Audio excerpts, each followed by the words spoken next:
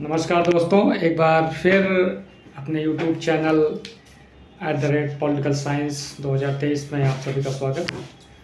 अ, ये वीडियो देखने वाले सभी जो व्यूअर्स हैं उनसे अनुरोध है कि हमारे चैनल को सब्सक्राइब करें, शेयर करें, लाइक करें ताकि और लोगों के पास पहुँचे।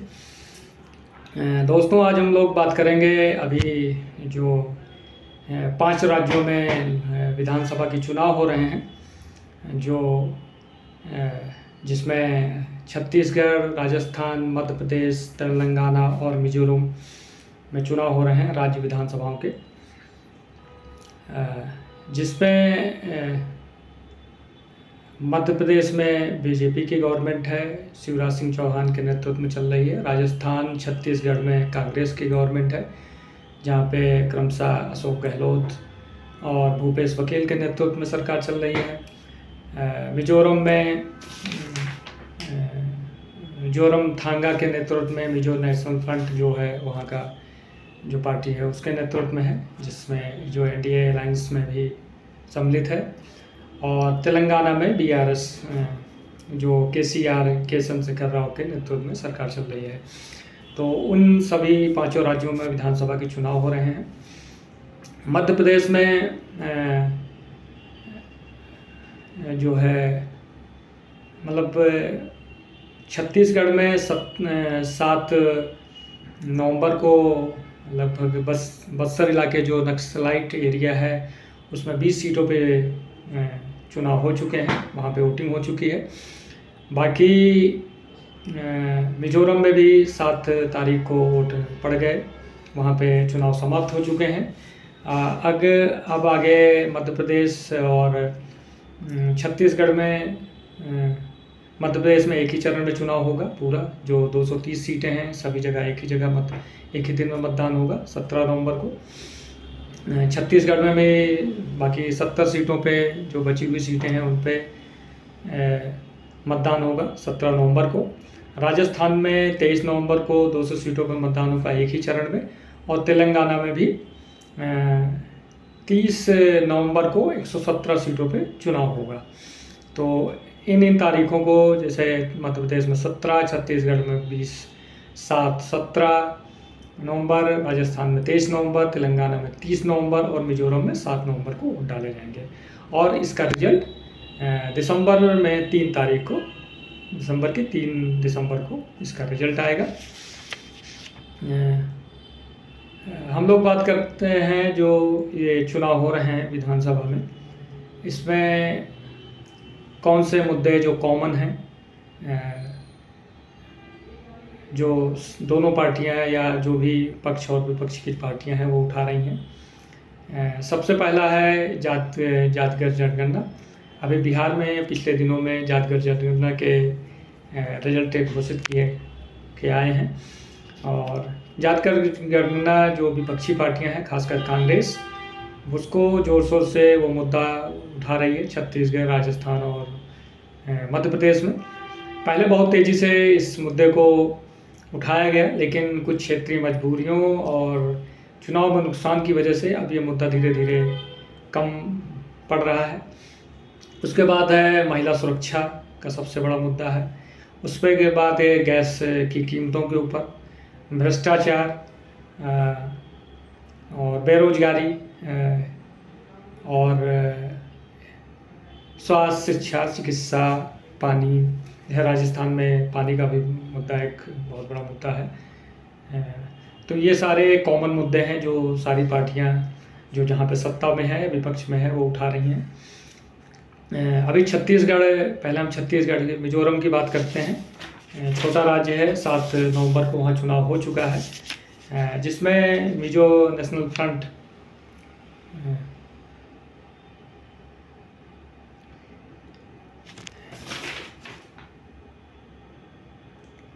MNF मिजो नेशनल फ्रंट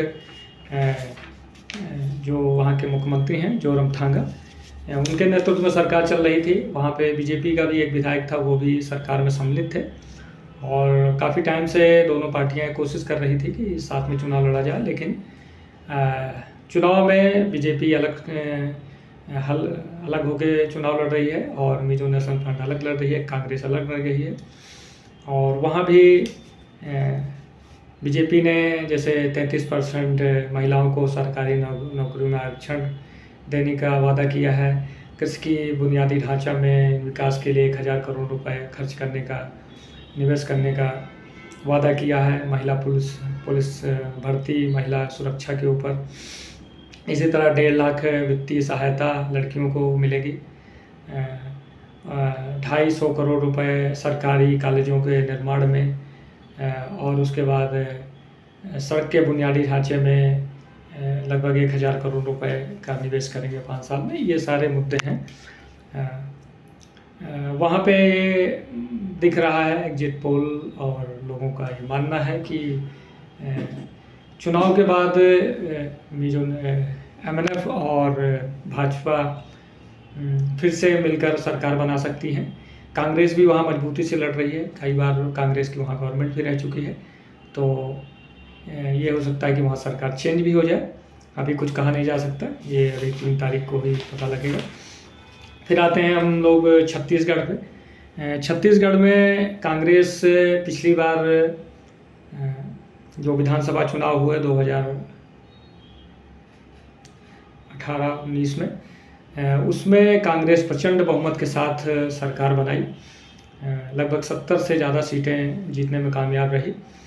और इस बार वहाँ के मुख्यमंत्री भूपेश बघेल ने या कांग्रेस पार्टी ने उस बार छत्तीसगढ़ में एक धान का मुद्दा, धान खरीद का मुद्दा का ये हावी रहता है, कोई भी सरकार रहे। पिछली बार कांग्रेस ने 26 रुपये कुंटल के हिसाब से धान खरीद का वादा किया था और लगभग 1 बीघे में या 1 एकड़ में 14-15 कुंटल खरीद का लक्ष्य रखा था और उसको उन्होंने पूरा भी किया। किसानों से 2600 रुपये के हिसाब से धान खरीद हुई। और अब जो है कांग्रेस पार्टी ने 3200 रुपये कुंटल और 1 एकड़ में 20 कुंटल खरीदने का वादा किया है। वो आने वाले समय में पता लगेगा कि सरकार रिपीट हो रही है कि नहीं। लेकिन वहाँ जो पहले एग्जिट पोल आए हैं, लोगों के जो सर्वे हुए हैं, उसमें कांग्रेस बीजेपी से बढ़त बनाए हुए थी। लेकिन अभी चुनाव चल रहा है और भारतीय जनता पार्टी और वहाँ के जो पूर्व मुख्यमंत्री डॉक्टर रमन सिंह हैं और बीजेपी ने वहाँ मुख्यमंत्री का चेहरा नहीं घोषित किया है, कांग्रेस भी नहीं घोषित किया है, क्योंकि वहाँ भी काफ़ी समय से कांग्रेस पार्टी के जो नेता थे TS सिंहदेव जो उप मुख्यमंत्री भी रहे हैं, उनके और भूपेश बघेल के बीच में काफ़ी वैमनस्य रहा। उन्होंने सरकार में मंत्री पद से इस्तीफा भी दे दिया था, बाद में उनको फिर से शामिल किया गया है। तो कांग्रेस के अंदर भी काफ़ी विरोधाभास है और बीजेपी मोदी जी के नेतृत्व में या मोदी जी के चेहरे पे वहाँ चुनाव लड़ रही है। खासकर 3 राज्यों में या 5 राज्यों में कोई भी मुख्यमंत्री का चेहरा नहीं है। वो मोदी सरकार, मोदी जी के चेहरे पे चुनाव लड़ रही है और काफ़ी आक्रामक प्रचार अभियान चल रहा है। और अभी चुनाव पीरियड में ही जो महादेव सट्टा ऐप है, जो उसके कुछ लोगों की गिरफ्तारियां हुई हैं, उसमें ये बात निकल के आई या लोगों ने आरोप लगाया कि भूपेश बघेल को 508 करोड़ रुपए की रिश्वत दी गई है। तो ये एक बहुत बड़ा भ्रष्टाचार का मुद्दा वहाँ आ रहा है। अब ये कितना कांग्रेस पार्टी को नुकसान पहुँचाता है वो चुनाव रिजल्ट के में पता लगेगा। जैसे धान का मुद्दा है, दोनों पार्टियों ने धान खरीद के लिए जो घोषणा की है, कांग्रेस ने 3200 रुपये और लगभग बीजेपी ने भी 3100 रुपये के करीब धान खरीद प्रति कुंटल के हिसाब से ये किया है। और दोनों पार्टियों ने गैस सिलेंडर, जो उज्ज्वला गैस सिलेंडर है, उसको 500 रुपये में देने का वादा किया है। कांग्रेस पार्टी जात आधारित जनगणना कराने का वादा किया है अपने घोषणा पत्र में। उसके बाद किसानों को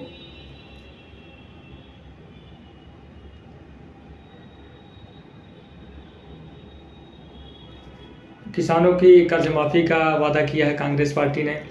बीजेपी ने 10 लाख तक मुफ्त इलाज की व्यवस्था के लिए वादा किया है और इसी तरह 500 जन औषधि केंद्र खोलने का वादा किया है। 50% सब्सिडी के साथ ब्याज मुक्त किसानों को लोन देने की अपने संकल्प में दिया है और 10,000 रुपये सहयोगी राशि के रूप में जो निर्धन मजदूर हैं, जो भूमिहीन मजदूर हैं, उनको देने का वादा किया है। तो दोनों पार्टियों ने अपने अपने वादे जनता के पास रखे हैं,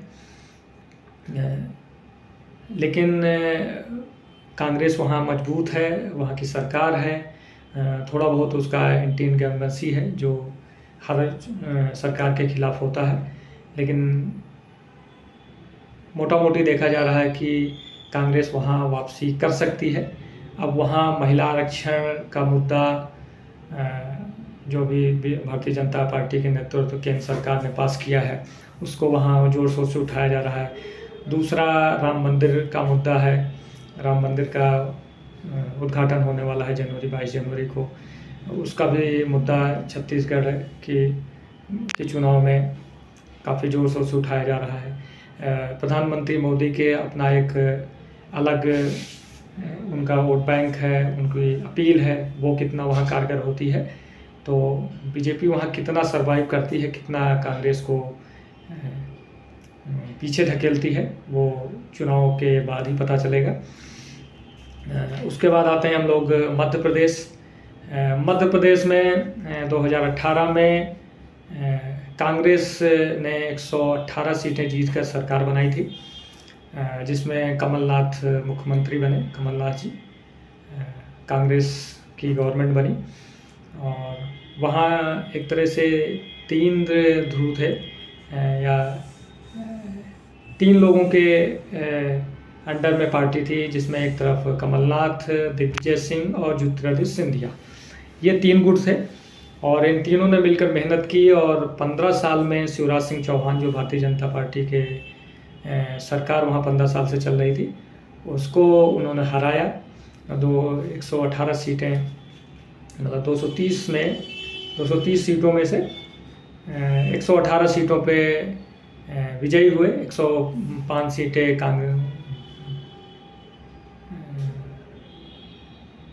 भाजपा को मिली थी और कुछ अन्य लोग जीतने में सफल रहे।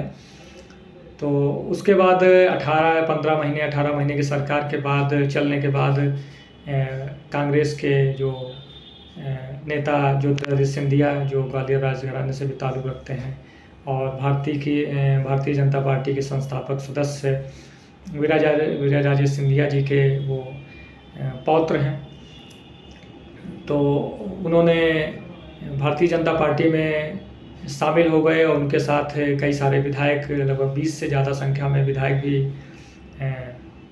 भारतीय जनता पार्टी में शामिल हुए और वहाँ फिर शिवराज सिंह चौहान के नेतृत्व में सरकार बनी। इतने दिनों की सरकार, लगभग 20 सालों से भारतीय जनता पार्टी की सरकार वहाँ चल रही है, तो उसका भी इंटरकम्बेंसी है, सत्ता विरोधी लहर है। लेकिन उसके बाद भी भारतीय जनता पार्टी वहाँ मजबूती से चुनाव लड़ रही है। भारतीय जनता पार्टी ने वहाँ मुख्यमंत्री का चेहरा नहीं घोषित किया है, लेकिन जैसे जैसे चुनाव बढ़ रहा है, वैसे वैसे शिवराज सिंह चौहान के नेतृत्व में फिर से ये दिख रहा है कि अगर भारतीय जनता पार्टी वापसी करती है सत्ता में, तो शिवराज सिंह चौहान ही वहाँ के मुख्यमंत्री बनेंगे।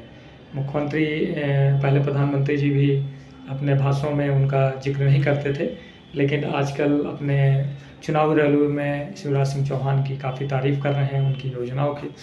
खासकर जो शिवराज सिंह चौहान की जो महिला केंद्रित योजनाएं हैं, जिसमें लाडली लक्ष्मी योजना, जिसमें हर महीने महिलाओं को 1300 रुपये की आर्थिक सहायता दी जाती है और उसको चुनाव के बाद जब रिपीट होगी सरकार तो और बढ़ाने का वादा किया है। कांग्रेस भी उनको आर्थिक सहायता देने का वादा किया है। उसी तरह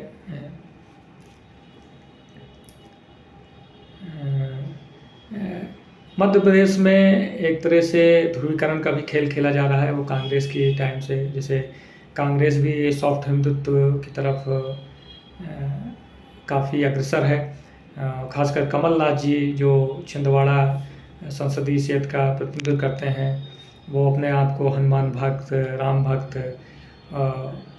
राम पथगमन मार्ग, ये सब मुद्दे भी राजस्थान की मध्य प्रदेश की चुनाव में हावी हैं। उसके बाद जातगर जनगणना, इसको भी राहुल गांधी या कांग्रेस पार्टी के जो वरिष्ठ लीडर हैं वो मध्य प्रदेश में उठा रहे थे, लेकिन अब वो मुद्दा धीरे धीरे कम हो रहा है। इसी तरह अपशब्दों का भी प्रयोग हो रहा है, कोई किसी को कौरव कह रहा है, कोई किसी को पांडव कह रहा है, जय वीरू की जोड़ी या धोनी, ये सब भी मुद्दे मतलब लोग नेताओं की आपसी वाक्य बाण चल रहे हैं। उसके बाद जो भारतीय जनता पार्टी की सरकार जो इस अभी शिवराज सिंह चौहान के उसमें चल रही है, उसमें एक लाडली लक्ष्मी योजना जिसमें महिलाओं को आर्थिक सहायता दी जा रही है। दूसरा, उज्जैन में जो महाकाल लोक बना है काफ़ी भव्य और दिव्य, उसको भी वो कैश कराने की कोशिश कर रहे हैं। उसके बाद रोड, बिजली, पानी, क्योंकि 20 साल पहले दिग्विजय सिंह के नेतृत्व में 10 साल कांग्रेस सरकार रही है और उस समय वहाँ की सड़कों की हालत बहुत ज़्यादा ख़राब थी, बिजली भी बहुत कम थी और उसको काफ़ी हद तक शिवराज सिंह चौहान ने सुधारा है। रोड के मामले में तो बहुत ही अच्छा हुआ है, बिजली तो पूरे देश में ही पहुंच चुकी है। दूसरा, महिला सुरक्षा भी एक की तरफ भी काम किया है और कृषि क्षेत्र में सबसे ज़्यादा भारत में जो उन्नति हुई है वो मध्य प्रदेश में हुई है। खासकर सिंचाई परियोजनाओं को सही से लागू किया गया है, जिससे वहाँ के उत्पादन काफ़ी हद तक बढ़ा है। और दूसरा, इसके अलावा भारतीय जनता पार्टी अपने 7 से ज़्यादा सांसदों को भी विधानसभा का चुनाव लड़ाने में उतारा है, जिसमें नरेंद्र सिंह तोमर हैं जो कैबिनेट मंत्री हैं, प्रहलाद पटेल हैं जो कैबिनेट मंत्री हैं, राकेश सिंह हैं, और इसी तरह 4-5 लोग, 3-4 लोग और हैं सांसद, फग्गन सिंह कुलस्ते ये भी सांसद हैं काफ़ी टाइम से। इन सब वरिष्ठ नेताओं को भी भारतीय जनता पार्टी ने विधानसभा का चुनाव लड़ाया है। पहले दिख रहा था कि एक सामूहिक नेतृत्व के रूप में ये चुनाव लड़ा जाए और इन सभी नेताओं का बारी बारी से मुख्यमंत्री के दावेदार के रूप में नाम भी उभरा, लेकिन अब ये दिख रहा है कि सारे जो चुनाव है वो शिवराज सिंह के इर्द गिर्द ही के नेतृत्व में ही लड़ा जा रहा है। और ये सारे मुद्दे, जातिगत जनगणना और बेरोजगारी, भ्रष्टाचार, भर्तियों में जो धांधली, महिला सुरक्षा, और उसके बाद जो धर्म की राजनीति है, राम मंदिर, 300, मतलब ये सारे मुद्दे, और महिला आरक्षण, सबसे ज़्यादा जो महिला आरक्षण भी पास हुआ है उसमें वही सारे मुद्दे मध्य प्रदेश की चुनाव में हावी हैं। उसके बाद आते हैं राजस्थान में 30 सालों की ये पार्टी रही है कि हर बार सत्ता चेंज हो जाती है। 2018 के पहले वसुंधरा राजे के नेतृत्व में भारतीय जनता पार्टी ने 5 साल की सरकार पूरा किया। उस समय भाजपा की कुछ अंदरूनी खामियों की वजह से और नेताओं की आपसी जो वैमनस्य था या प्रतिस्पर्धा कह लें, या वसुंधरा राजे सिंधिया जो वहाँ की 2 बार मुख्यमंत्री रह चुकी हैं 5-5 साल, उनकी तानाशाही की वजह से कुछ नेता जो है उनका विरोध कर रहे थे अंदर, और इन सब खामियों की वजह से भारतीय जनता पार्टी वहाँ चुनाव हारी। वोट के मामले में भारतीय जनता पार्टी और कांग्रेस लगभग बराबर ही थे, 1000-2000 वोटों का फ़र्क था। लेकिन सीटों के मामले में भाजपा वहाँ 74 सीटें जीती थी और कांग्रेस 100 सीटों जीतने में सफल रही थी। और उसके बाद कई सारे जो अन्य दलों के विधायक थे वो भी कांग्रेस को समर्थन दिए। और साल डेढ़ साल चुनाव के बाद सरकार चली। ज्योतिरादित्य सिंधिया, सचिन पायलट और अशोक गहलोत मुख्यमंत्री और सचिन पायलट उप मुख्यमंत्री बने थे। और सचिन पायलट के नेतृत्व में ही वो एक तरह से चुनाव लड़ा गया था, क्योंकि वही उस समय पार्टी अध्यक्ष थे, कांग्रेस राजस्थान के प्रेसिडेंट थे। उन्हीं के नेतृत्व में चुनाव लड़ा गया, लेकिन मुख्यमंत्री बनने की बारी आई तो अशोक गहलोत को बनाया गया। उसके बाद इनकी आपस में प्रतिस्पर्धा चालू हुई। कई बार सचिन पायलट अपने साथी विधायकों के साथ दिल्ली तक दौड़े। उसके बाद जो होटलों में रुकना, बहुत सारे मतलब ये घटनाक्रम चलता रहा। उसके बाद केंद्रीय नेतृत्व के हस्तक्षेप के बाद ये सब चीज़ें कम हुई। अब गहलोत गुट और सचिन पायलट गुट साथ में रहकर कांग्रेस चुनाव लड़ रही है। किसी को मुख्यमंत्री प्रोजेक्ट नहीं किया है, लेकिन इन सब की वजह से वहाँ के गवर्नेंस पे, वहाँ के विकास कार्यों पे काफ़ी प्रतिकूल प्रभाव पड़ा। और भाजपा एक बार फिर जोर शोर से चुनाव लड़ रही है। किसी को मुख्यमंत्री पद का दावेदार नहीं बनाया है, लेकिन ये लग रहा है सर्वेक्षणों में भी और उसमें भी लोगों के मेंटेन में भी कि वसुंधरा राजे ही वहाँ की चुनाव को लीड कर रही हैं एक तरह से।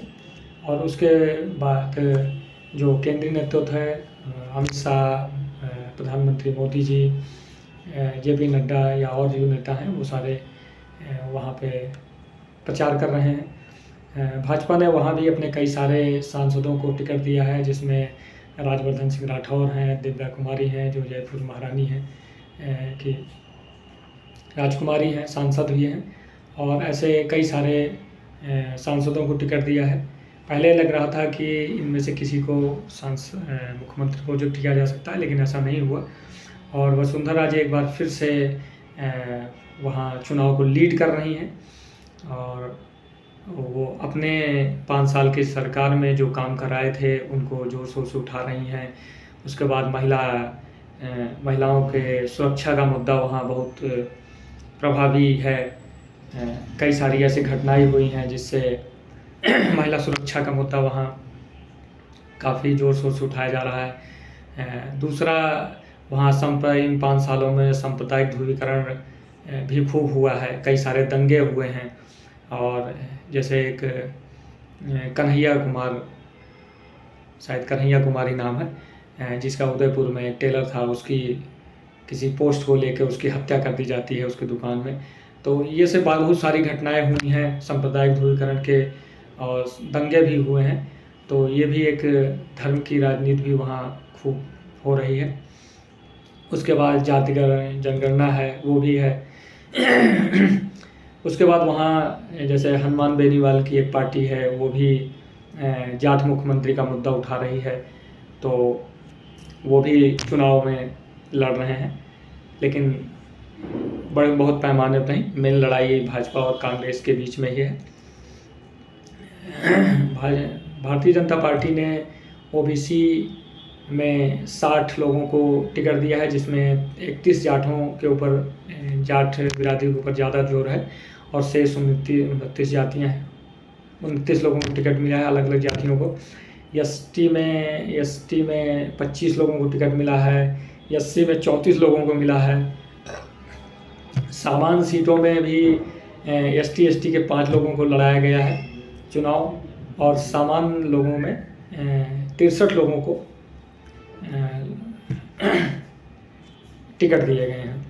और यहाँ पे महिला आरक्षण का मुद्दा भी है।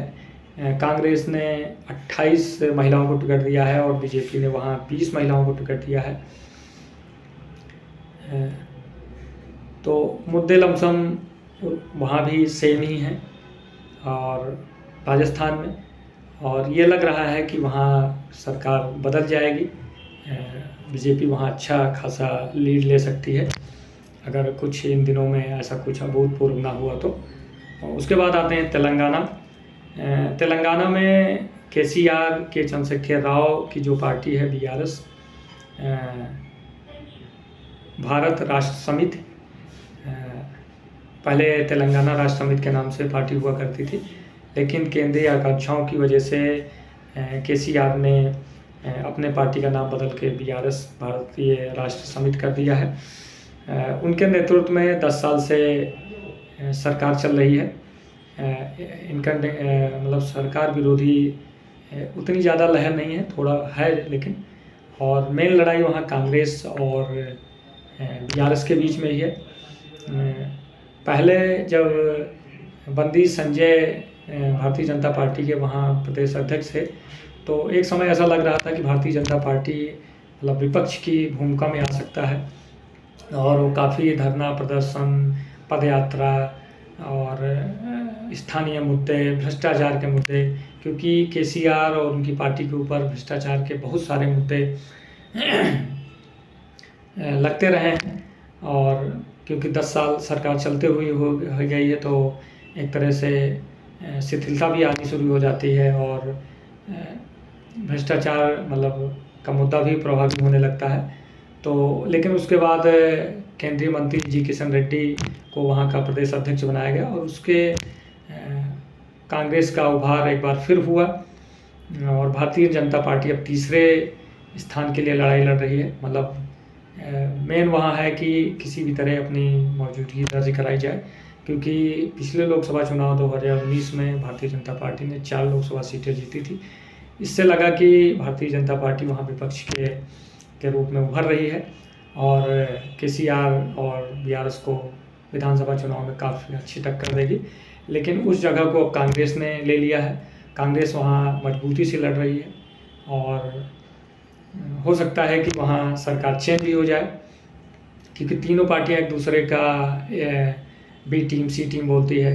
बीआरएस कांग्रेस और भाजपा को आपस में मिला हुआ बताती है, कांग्रेस बीजेपी और बीआरएस को ए और बी टीम बताती है, भाजपा बीआरएस और कांग्रेस को बी और सी टीम बताती है। तो वहाँ भी वही सारे मुद्दे हैं, खासकर भ्रष्टाचार का एक मुद्दा तो वहाँ है ही है। उसके अलावा इनके सत्ता विरोधी लहर भी है, और बीआरएस के ऊपर एक मुद्दा जो दिल्ली शराब घोटाले का है, उसमें भी उनकी लड़की का नाम और बीआरएस पार्टी का नाम भी जुड़ा था। तो वहाँ बड़ा मुद्दा एक भ्रष्टाचार का ही है, और उसके साथ विकास का भी है, कि सही से तेलंगाना राज्य अभी 10 साल पहले ही 2013 में ही बना था, तो वहाँ उस तरह का विकास नहीं हुआ जैसा होना चाहिए था। महिला आरक्षण का भी क्रेडिट वार चल रहा है, और इन 5 राज्यों में, मिजोरम में तो उतना नहीं, लेकिन तेलंगाना भी दक्षिण राज्य है, तो वहाँ के मुद्दे भी थोड़ा उत्तरी राज्यों के हिसाब से, जैसे राम मंदिर का मुद्दा है, या 370 है, या जो गरीब कल्याण योजनाएं हैं, इन सब मुद्दा उतना ज़्यादा प्रभावी नहीं होता। लेकिन जैसे मध्य प्रदेश, राजस्थान, छत्तीसगढ़, यहाँ पे राम मंदिर निर्माण का मुद्दा हो गया, महिला आरक्षण का क्रेडिट वार, उसके बाद गरीब कल्याण योजनाएं, महिलाओं सुरक्षा और सांप्रदायिक ध्रुवीकरण, ये सब जातीय जनगणना और जात आधारित राजनीति, ये सारी मुद्दे ज़्यादा प्रभावी हैं, और इन्हीं पे चुनाव लड़ा जा रहा है, और एक नेता एक दूसरे को करें प्राकरण किसी भी तरह उनको सत्ता से हटाना है। तो ये इन सब राज्यों में, तीनों राज्यों में लगभग कॉमन मुद्दे हैं। स्थानीय मुद्दों के साथ साथ महिला आरक्षण और राम मंदिर और जातिगत आरक्षण, जातिगत जनगणना, बेरोजगारी, ये सब मुद्दे भी प्रभावी हैं। और आने वाले 3 दिसंबर को ये पता लगेगा कि किस राज्य में कौन सी सरकार रिपीट हो रही है, या कोई विपक्षी पार्टी वहाँ सत्ता में आ रही है। ये तभी पता लगेगा, और कौन सा मुद्दा कितना प्रभावी और कितना काम किया, वो भी उसी समय पता लगेगा। तो आज के लिए इतना ही। ये मेरा यूट्यूब चैनल है @political 2023। इसको आप लोग ज़्यादा से ज़्यादा लाइक करें, सब्सक्राइब करें, शेयर करें, ताकि और लोगों को भी जानकारी उपलब्ध हो। धन्यवाद। जय हिंद।